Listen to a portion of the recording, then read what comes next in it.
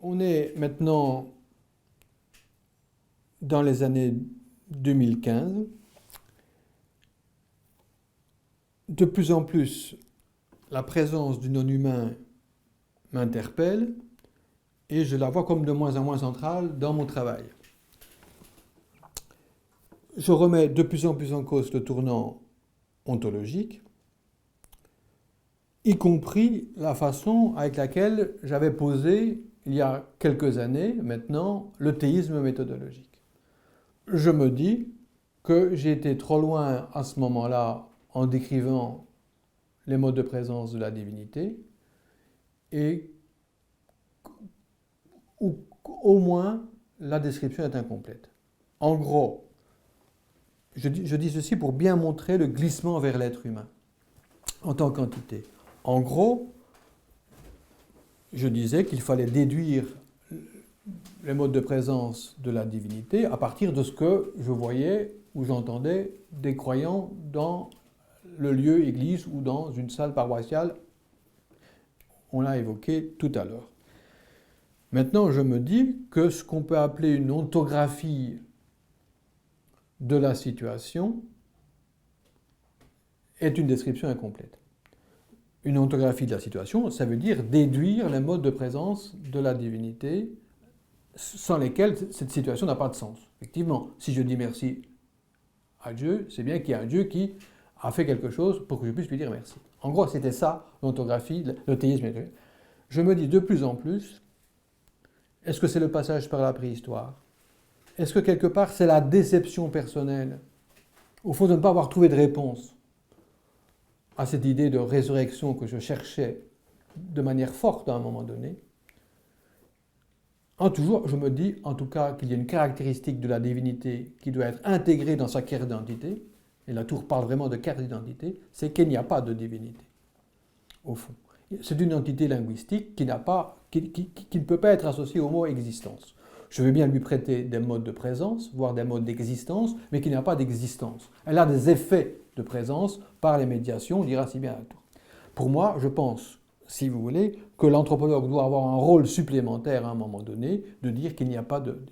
Je suis très, à ce moment-là, marqué par le discours du nouveau réalisme. Je pense notamment au manifeste du nouveau réalisme du philosophe italien Maurizio Ferraris, qui dit très bien que l'on ne peut pas se défaire d'une exigence de vérité, d'objectivité. Et quelque part, vérité, objectivité, ça veut dire des choses très précises. On ne peut pas discuter sans cesse la notion de vérité et d'objectivité. À un moment donné, il faut partir sur une vérité, sur une objectivité, et je me dis que l'anthropologie, et là pour moi c'est évidemment très difficile à faire comprendre à la tradition de l'anthropologie, à la vérité des autres, pour moi.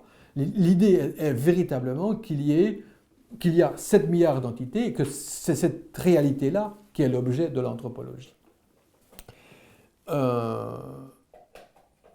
Et il faut accepter cette réalité, on va dire in abstracto, si vous voulez ce terme, pour désigner l'objet même des anthropologues. Alors on appelle des anthropologues existentiaux plutôt que sociaux, admettons, mais il y a cette réalité in abstracto qui est désignée par ce terme être humain, on aurait pu trouver d'autres termes, et c'est cette réalité-là qui est pour moi l'objet même de l'anthropologie à comparer dans le monde entier. Mais on ne se défait pas d'un consensus de base en disant voilà, il y a une entité avec son contour. Et alors on suit, si vous voulez, cette entité en train de faire, d'agir, de dire, on voit ce qu'elle dit, ce qu'elle fait, et on voit comment elle le dit, elle le fait. Est-ce qu'elle prend distance ou non avec certaines pratiques ou discours qu'elle peut tenir selon les régions du monde. Cette distance étant d'ailleurs inséparable de la manière avec laquelle une entité agit, y compris lorsqu'elle se trouvait pleinement engagée, et c'est la leçon en tout cas que j'ai retenue du croire, qui est toujours au fond ou du genre qui est toujours retenu, qui est toujours réservé, et surtout lorsqu'il y a des entités au statut relativement incertain que sont les entités non humaines. Donc, au fond, je sors de l'expérience ontologique, si je puis dire, déçu. Je lisais il y a quelque temps un article de Tanya Luhrmann dans la revue O qui dit que l'anthropologue doit se laisser ouvrir au monde des autres. En gros, c'est ce qu'on apprend aux étudiants lorsqu'ils font l'anthropologie dès la première semaine, en gros. Et y compris éventuellement de se laisser convertir à leurs idées. Elle dit ça. Elle dit ça avec force et beaucoup de gentillesse au fond. Et elle cite des exemples peu nombreux d'anthropologues convertis. Bon, je me dis que j'ai subi l'expérience contraire. Ces paroissiens de Normandie, au fond, ils m'ont rendu athée complet. Je partais avec l'idée avec un besoin, au fond, de résurrection, et l'idée de résurrection est très forte, et ils m'ont dit, on ne sait pas, il n'y a pas, en gros. Et certes, l'anthropologie m'a aidé à prendre des notes, à regarder, à décrire, y compris mon père, mais là, sur le coup, à propos du religieux, je veux dire, c'est une déconversion totale que je subis au terme de mon terrain de réflexion postérieure. Donc, je n'arrive pas, si vous voulez, à penser l'anthropologie comme une étude de la vérité des autres. Je pense que l'anthropologie doit s'entendre de manière consensuelle sur cette entité que constitue un être humain, avec son bord net et constant, limité, et que c'est lui l'objet qu'il faut suivre dans tous les pays du monde, si vous voulez, dans toutes les régions du monde. Ça, c'est un point important qui est en tension avec le débat du tournant ontologique et en tension avec la tradition globalement d'anthropologie. Deuxièmement, je suis en difficulté avec la phénoménologie. Je me souviens bien de mes premières lectures des anthropologues se revendiquant de la phénoménologie au début des années 2010. Je les lisais et curieusement, ça a sans doute été une erreur, je n'arrivais pas à y aller, à dire « ah ben je suis d'accord avec eux ». Et je les ai laissés là, sans doute à tort, y compris d'ailleurs lorsque j'ai contacté à un moment donné Michael Jackson, qui avait écrit avant, en 2006, un livre qui avait le même titre que le mien en 2009, Existential Anthropology. Je lui ai dit, écoutez, peut-être qu'on a des choses à se dire. Et on a fait ensemble cet ouvrage collectif sur What is Existential Anthropology. Bon. À ce moment-là, si vous voulez, je suis sensible, bien sûr, à son discours, mais je n'arrive pas à être d'accord et je ne prends pas la peine de discuter son discours. Et ni les phénoménologues, ni les anthropologues inspirés par la phénoménologie. Bref, je laisse tomber. J'ai tort, probablement. Et c'est seulement maintenant, dans un travail que je fais avec Catherine Beaugrand, je reviendrai dans un instant, qu'on arrive à relire ces auteurs et à voir ce qui me pose problème chez eux. D'une certaine façon, quand la phénoménologie parle des bokeh, elle dit, au fond, il faut mettre en parenthèse les existences factuelles. Or, mon seul truc, c'est de tenir compte des existences factuelles, particulières et singulières, d'une certaine façon. La phénoménologie ne se défait pas d'un rapport, je dirais, de l'être humain, d'individu avec le monde. Il y a une sorte de couplage qu'elle ne sépare pas, dont elle ne se défait pas. Or, mon but, c'est évidemment d'extraire l'être humain de son couplage avec le monde. Vous n'arrivez pas à lire Merleau-Ponty sans avoir des tissages permanents entre l'individu et le reste du monde. C'est un individu qui est toujours en tissage, si je peux dire. Donc je suis de plus en plus en difficulté avec la phénoménologie, et surtout qu'elle fait de la conscience et des vécus son cheval de bataille, qui pour moi n'est qu'une partie de l'être humain. Vous voyez, qui n'est qu'une partie de l'être humain. Cette entité dont je vous parle, dont je peux faire le contour, elle est quand même plus que conscience, elle est même plus qu'action, elle est même plus qu'expérience. Si vous voulez. Il y a autre chose, au fond, dans cette entité que vécu, conscience, expérience. C'est alors que la notion de volume d'être prend de plus en plus de place.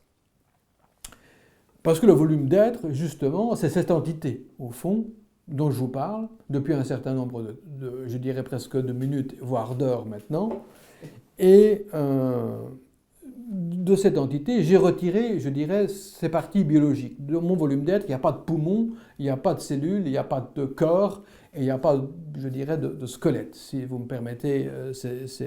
Il y a, dans mon volume d'être, des actions, des expériences, des émotions, des marques sociales, des marques culturelles, évidemment. Il y a des pensées, et il y a aussi un style propre, en caractère, en tempérament. Et je me dis qu'au fond, le boulot de l'anthropologue, c'est de décrire le plus longtemps possible et sans discontinuité cet être humain. Et en répétant qu'il y en a 7 milliards, qu'il y a un boulot presque pour chaque être humain, au fond. Hein, c'est-à-dire c'est un métier d'avenir, au fond. Hein, il y a du boulot. 7 milliards. Et donc, on me dit que c'est ça l'anthropologie. Je me dis que c'est ça l'anthropologie existentielle, si l'on préfère, laissant l'anthropologie sociale à autre chose. Alors, il se fait que je répète depuis un certain nombre d'années à mes collègues, oralement, ils ont peut-être pu lire dans tel ou tel livre, qu'il faut filmer ces journées d'êtres humains, de volume d'être. Alors, sur le volume, disons bien ce côté 3D, ce côté, je dirais, consistant, il y a un vrai volume, il y a une vraie consistance dans cet être. Je dirais qu'il y a de l'être dans le volume d'être, si je puis dire. Hein, il y a une forme d'être, au fond, qui fait qu'il est ainsi et pas autrement. Hein, et donc voilà, il y a parfois des discussions avec tel ou tel collègue de mon laboratoire. Voilà, on va filmer. D'abord, il faut trouver celui qui veut être filmé et il faut trouver le filmeur, voire 2 filmeurs. Et je dis, bon, je préfère que ce ne soit pas moi le filmer, mais je veux bien, si nous ne trouvons pas, un autre filmé. Bon, bref, c'est pas si facile de trouver un candidat à une telle opération, à une telle expérimentation, car on ne peut pas tenir 12 heures, ça me paraît bien. Ça veut dire sans interruption, les domiciles, le privé, etc. À moins de travailler vraiment longtemps dans son bureau ou faire des enseignements intensifs de très longue durée, ce qui est quand même assez rare. Bref,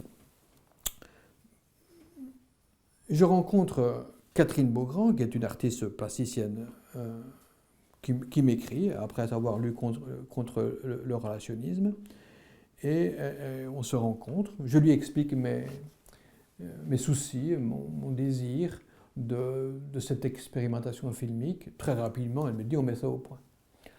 En 2 temps, 3 mouvements, l'artiste prend la balle. L'artiste reconnu, exposition internationale, etc.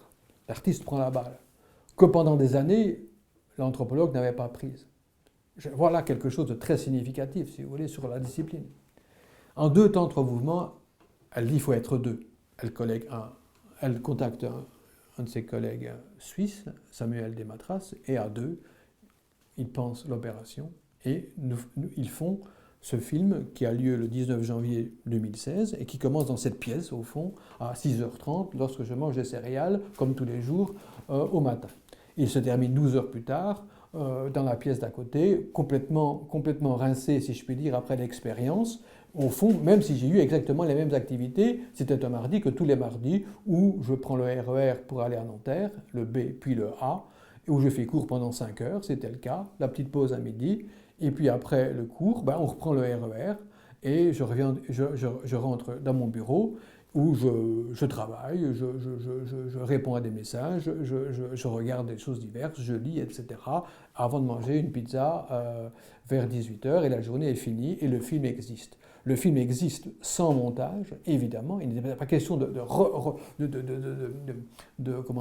supprimer, etc. Le film existe seconde après seconde, au fond. On peut voir cette journée. Donc la première leçon, c'est la différence de réaction, si je peux dire, entre l'artiste et l'anthropologue face à cet objectif.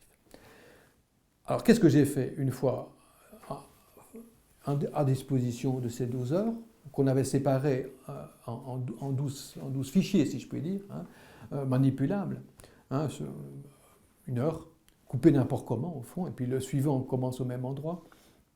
Je l'ai regardé, re-regardé, arrêt sur image. Dans le livre qui s'appelle « Le volume humain, esquisse d'une science de l'homme », j'ai fait une description de cette journée. Donc, moi, Pour moi, c'est un détail, que ce soit moi ou le boulanger du coin. Je pense que c'est un détail, au fond, sur lequel on peut discuter, mais qui au fond, ne pose pas de problème. Il n'y a aucun narcissisme dans cette expérience. Il n'y a rien de tout cela, évidemment. 140 pages, la description des 12 heures. 140 pages, évidemment, illisible, évidemment.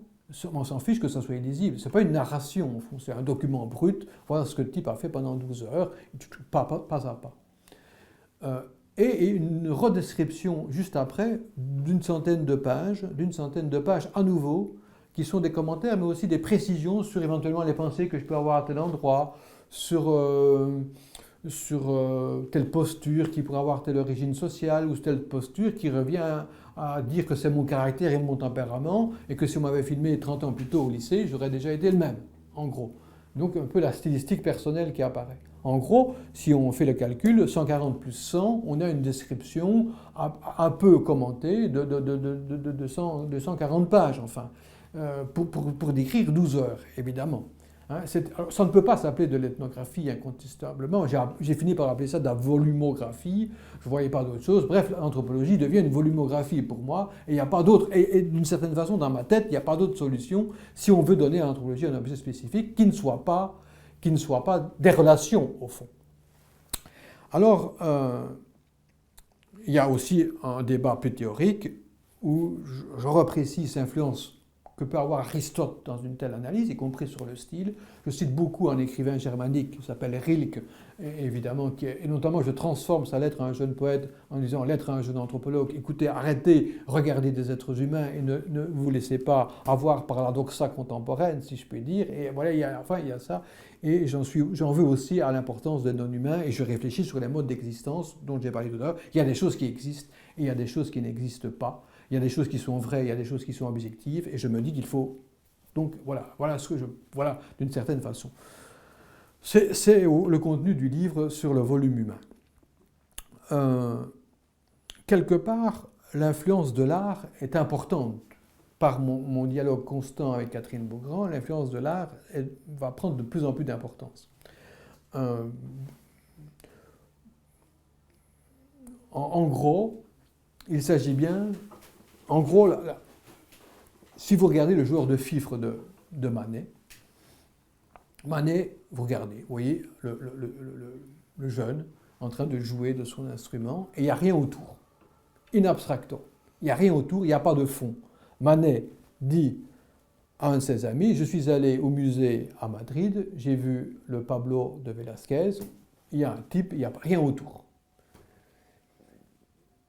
Et il fait la même chose avec le joueur de fifre. Bien sûr, il porte un costume, il a un instrument, il porte en lui-même un contexte, me direz-vous. Bon. L'idée pour moi est centrale, il s'agit bien de clôturer l'être humain à son enveloppe physique au fond. À son enveloppe physique, si on veut, ce que j'appelle le volume.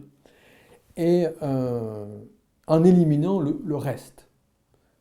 Le plus possible le reste. D'ailleurs, un des avantages d'un film longue durée, c'est de voir très rapidement un être qui bascule de situation en situation, et au fond, il y a quand même un effet de détachement de l'être humain par rapport à son... C'est quand même lui qui apparaît de plus en plus comme l'objet, même s'il est différent s'il est dans le RER ou s'il est devant sa salle de cours, évidemment, dans son université. Évidemment, mais ça on le savait déjà hier. Hein. Et donc l'idée, c'est quand même de faire sortir l'être humain de son fond, quelque part. Hein, c'est ça. Et d'établir une clôture très nette et très stricte autour de lui. Dans un livre que nous faisons, Catherine Beaugrand et moi, nous essayons de dire que l'anthropologie a toujours clôturé en mettant des autres choses. Que ce soit la société, que ce soit la culture, que ce soit les non-humains, que ce soit d'autres interactants. L'anthropologie a eu pour vocation et destinée d'être inclusive, au fond, et de ne pas voir la réalité objective de cet être humain. Et c'est pour moi central de voir ça. J'espère que je me fais bien comprendre dans cette idée. C'est à la fois de faire émerger une entité de son fond et de la couper le plus possible de son fond en la clôturant autour d'elle-même, quelque part. Et c'est pour moi, là, au bout de plusieurs années de réflexion et d'envie de ce film et de travail sur ce film, a abouti, si je puis dire, à cette idée que l'anthropologie, c'est ça. Je parle même d'une anthropologicalité, comme le next plus ultra, si je puis dire, d'une anthropologie, qui ne peut être que littérale, de suivre le pas à pas de cette entité, comme on parle de littéralité, c'est une sorte d'attention à la littéralité des choses, l'entité de son pas à pas, en y incluant le moins de choses possibles. Par exemple, dans ce film, l'idée est quand même de centrer la caméra, quand c'est possible, sur moi-même, et voire même sur le haut, et pas de montrer le fond, quand c'est possible, évidemment. Et donc, on me voit répondre à des étudiants, on n'a pas entendu ce qu'ils ont dit, au fond.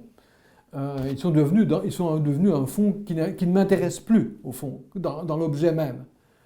Dans une certaine mesure, encore une fois, il ne faut pas exagérer, on ne peut pas se défaire complètement du fond, mais il est quand même relativement absent, je dirais, de l'objectif et de l'ambition de l'affaire. Et c'est ce que j'ai repris dans un autre livre qui est venu un petit peu après, là qui est beaucoup plus théorique, Anthropologie théorique ou comment regarder un être humain. Et là, on voit bien que les concepts que j'avais esquissés dans le volume humain, je les reprends, je les théorise. Aujourd'hui, je parlerai d'existentiaux pour caractériser un ensemble je dirais, de détermination a priori d'un être humain. Par exemple, un élément qui me paraît central pour moi est ce que j'appelle la relatéité. C'est un terme un peu bizarre, relatéité, qui évidemment n'est pas sans consonance, affinité avec relation, évidemment, mais pour dire le contraire. Au fond, relation, ça veut dire relation avec, relation vers. Et donc on inclut l'objet du vers ou du avec, en gros. En gros, l'anthropologie sociale a fait ça.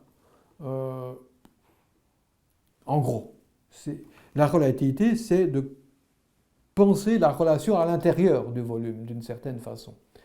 Et elle se sert du supin relatum, du référé latin, je ne me défierai jamais du latin et du grec. Le verbe préféré en latin veut dire retourner à son point de départ, ramener à. Quelque part, c'est pour moi la base même de tout mon discours. Il y a, lorsque j'agis, lorsque je parle, lorsque je fais telle pratique, telle expérience, rien ne sort de mon volume, au fond. Je dis naïvement, vous n'avez jamais vu une action voyager toute seule. Une action est toujours quelque part accomplie par un volume, quelque part. Vous ne voyez pas une expérience toute seule. Vous ne voyez pas une pratique toute seule. Et quelque part, elle est un élément parmi d'autres, et le parmi d'autres est central, du volume d'être. Et donc, inutile de décrire et d'isoler une expérience pour moi ou une action de cette entité. Ce qui est aussi une autre tentation très courante de nos sciences sociales. On isole une action, on travaille sur l'action et la pratique plutôt que sur l'entité dans son entièreté. Et évidemment, la relativité, ça veut dire que rien ne sort. Oh, certes, lorsque je parle, il y a des échos qui vont évidemment partir et peut-être atteindre tel ou tel auditeur de notre entretien. Mais au fond, rien de moi n'est véritablement sorti en tant que composant de mon volume. Rien ne sort, c'est structurel au fond. Hein. Je peux éventuellement échanger mon cœur contre un autre ou mon poumon contre un autre dans une opération chirurgicale délicate, mais je ne peux pas échanger mon action contre une autre action. Je ne peux pas échanger mon expérience contre une autre expérience, au fond. Hein, bien sûr, après, on peut mettre un peu d'empathie et tout ce que l'on veut, mais l'empathie sera toujours extrêmement modérée, si on veut bien comprendre. Ce qui d'ailleurs donne une dimension très tragique à cette histoire de volume d'être, au fond. Je n'ai qu'une possibilité limitée de me mettre à la place des autres. Rien ne sort de mon volume. Qui est fermé avec son bord, au fond, qu'on le veuille ou non, empiriquement, qu'on le veuille ou non. Évidemment, on peut toujours imaginer d'autres choses, mais qu'on le veuille ou non, on ne peut pas se défaire de cette réalité objective-là. Et une autre chose qui me paraît évidemment importante aussi, c'est l'incapacité de se mettre à la place des autres. C'est ce point qui me tracasse beaucoup.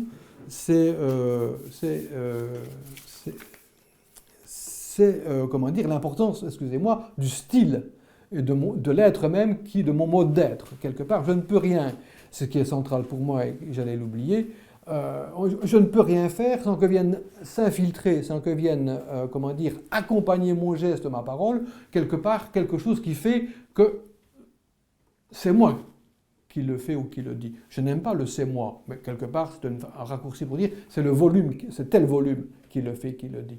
Je ne peux pas dire ou faire sans que vienne d'une manière ou d'une autre s'infiltrer, s'imprégner telle ou telle partie de ma stylistique personnelle, quelque part. C'est comme si outre le fait qu'une action ne sort pas du bord de l'entité, qu'on le veuille ou non, empiriquement, on ne peut pas se défaire de ça. On peut inventer, si je puis dire, en termes de représentation, en termes de discours, que d'autres choses rentrent dans mon volume, mais c'est une invention. Je veux dire, objectivement, il y a des échos qui peuvent venir, je peux capter des traces, mais il n'y a rien qui rentre dans mon volume autre que des traces et des échos des autres choses. Alors évidemment, on peut avoir d'autres idées, mais ces idées ne sont pas empiriquement tenables pour moi, si vous voulez. Un volume d'être, c'est cela. Et donc, non seulement il n'y a pas de sortie, il n'y a pas d'entrée, ou que limité, évidemment, ou que limité. Il y a une perméabilité, bien sûr, du volume, mais il y a aussi non seulement une imprégnation très forte de l'être, mais j'emploie le mot à dessein, évidemment, et qui est un peu excessif, le mot être est toujours dangereux, en fait, une sorte de consistance interne très forte qui ne cesse d'imprégner, de déterminer et d'imprégner ce que je dis, ce que je sais. Donc on se retrouve avec un être relativement fermé, si vous voulez. Et non seulement il est objectivement cernable par son contour, mais voilà au fond qu'il fonctionne comme cela. Comme une entité, au fond, plutôt, j'ai envie de dire, plutôt repliée sur elle-même, d'une certaine façon. Et évidemment, je suis en tension, là, aussi bien avec les discours existentialistes, évidemment, et la phénoménologie dont je parlais il y a un instant, qui projettent toujours l'entité en arrachement, en dépassement et en transcendance. Hein, il y a ce mot d'ordre chez les existentialistes extrêmement important. Je ne veux pas de cette entité-là. Je veux une entité qui, au fond, se clôture sur elle-même. C'est ce qu'elle fait, de fait, empiriquement. Je vous vois devant moi, quelque part, vous n'échappez pas à cette réalité empirique, d'une certaine façon, d'une réalité qui ne sort pas d'elle-même. Et ça me paraît important. Je vois, par exemple, quand Ingold dit qu'il ne sépare pas son entité de l'environnement, qu'il considère l'un et l'autre comme une totalité indivisible, il n'est pas question pour moi de clôturer l'objet avec l'environnement, pas plus avec les autres, etc. Il y a capital dans cette gestion d'entité, c'est ce que j'appelle maintenant, que j'ai appelé jadis le mode mineur, c'est la moindrité comme une capacité de filtrage, qui est une grande protection de l'entité, évidemment, hein, qui est une grande protection de l'entité, avec la relativité, la moindrité, la consistance comme détermination stylistique. On a là des outils importants pour, je dirais, décrire très profondément, très précisément, avec beaucoup de minutie, chaque être humain.